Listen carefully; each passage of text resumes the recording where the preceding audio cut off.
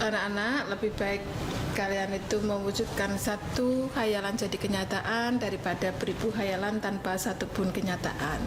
Semangat untuk siswa Man 1, semoga kalian sukses.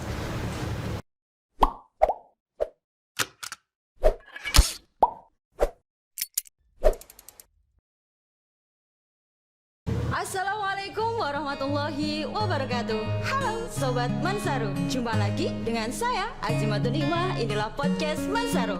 Terus belajar, cerdaskan diri, raih prestasi yang cemerlang.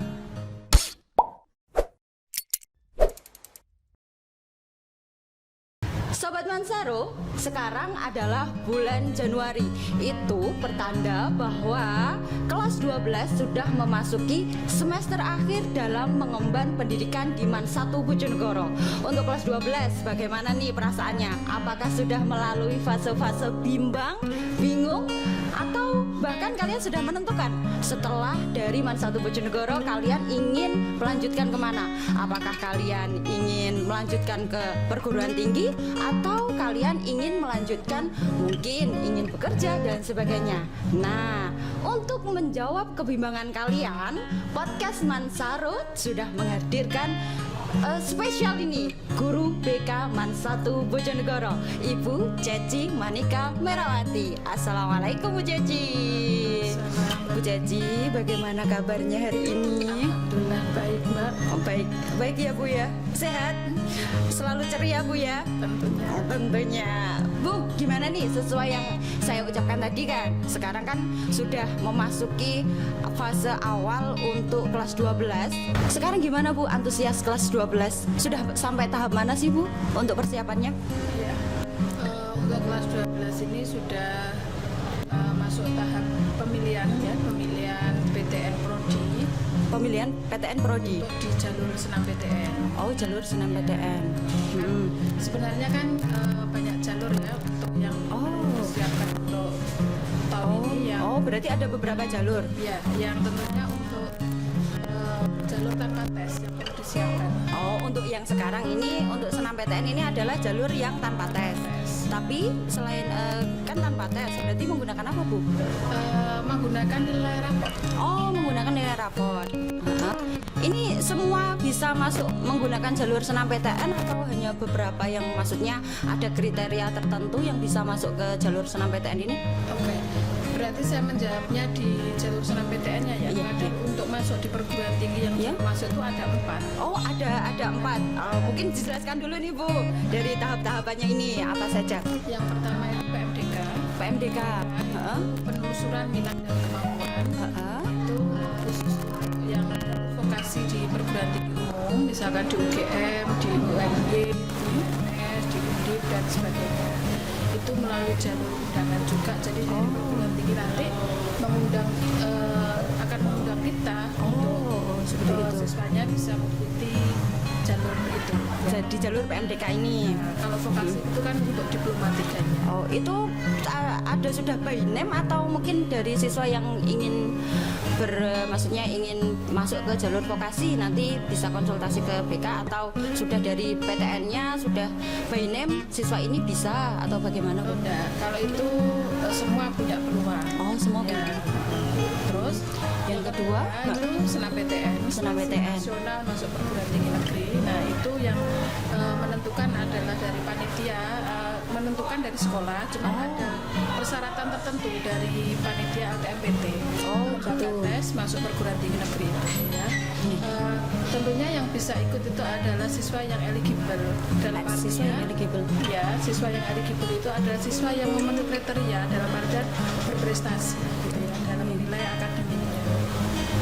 Jadi kebetulan untuk Man 1 ini, untuk Man 1 Bojonegoro punya kuota sekitar 151 siswa dari 376 ya. Oh ya. 376 itu kan diambil 40%-nya karena akreditasi A itu yang ketentuan dari panitia LMPT itu 40%. Jadi kuotanya 156 siswa. 151 siswa. Itu dengan pembagian untuk IPA-nya itu 81 siswa, untuk IPS-nya 58 dan untuk program agamanya itu 13 siswa. Ya, Seperti itu. Terus kemudian 152 berarti. oh iya. Kalau untuk yang eligible tadi kan disebutkan bahwa siswa yang masuk dari kriteria eligible. Kalau dari Mansatu sendiri ditentukan bahwa siswa ini bisa masuk eligible itu dari mana, Bu? Dari peringkat nilai UN ya. Oh, nilai Ujian nasional. dari nilai raportnya. Iya. Nah, itu kan kalau dulu kan semua mata pelajaran bisa. Iya.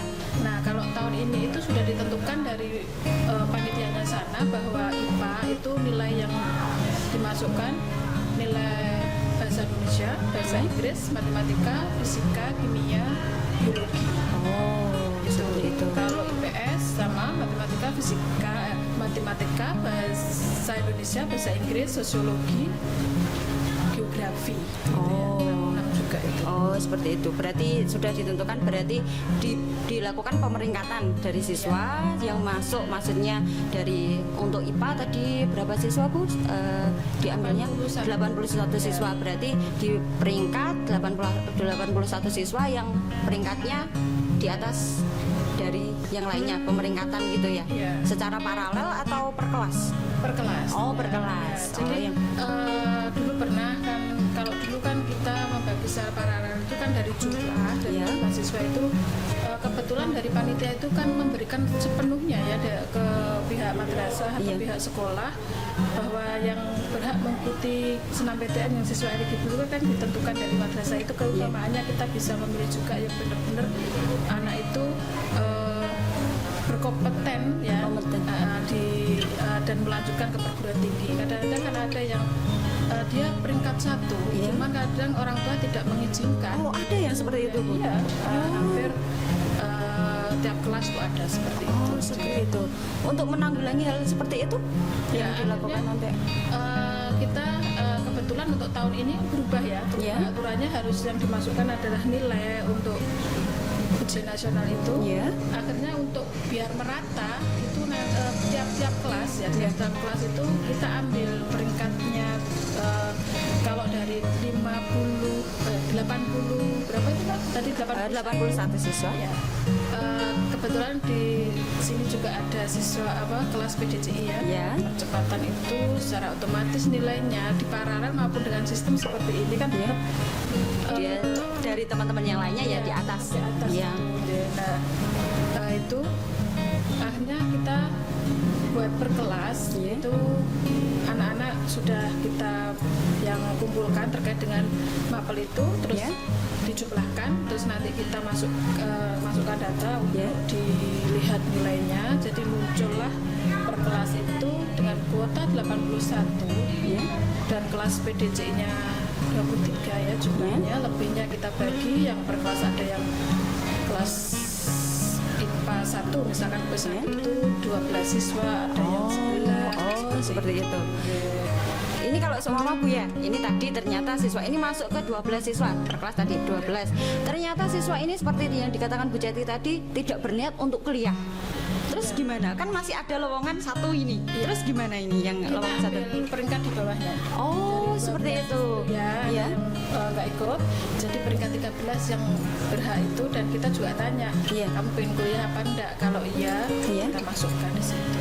Oh, Soalnya kita menanggulangi ketika nanti siswa tidak punya minat Iya. untuk kuliah, kita paksakan untuk di sana, ternyata diterima. Iya. Lah, tidak dimasuki. ternyata tidak masuk Bisa berpengaruh di pengurangan persentase madrasah. Oh, seperti itu. Oke. Oh, ternyata ada apa namanya imbas Bu ya. Ya. Imbas dari untuk adik-adik kelasnya itu untuk menanggulangi itu, mending kalau memang tidak berniat ya berilah kesempatan untuk teman-teman yang memang berniat untuk kuliah seperti itu. Ya. Untuk yang ketiga Bu tadi setelah senam PTN, Nah, itu ada lagi SPAN PTKIN. SPAN PTKIN itu Seleksi prestasi akademik nasional Ya. perguruan tinggi keagamaan Islam negeri. Jadi khusus untuk yang keagamaan Islam, misalkan UIN, ya.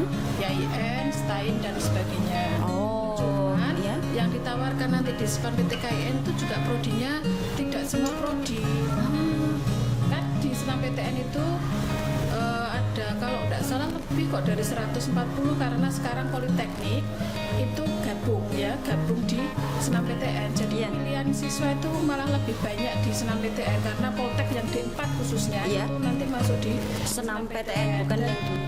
yang PTKIN misalkan UIN apa itu juga masuk di senam PTN, tapi Oh. yang ditawarkan biasanya itu jurusannya itu justru jurusan yang umum. Misalkan di Iya.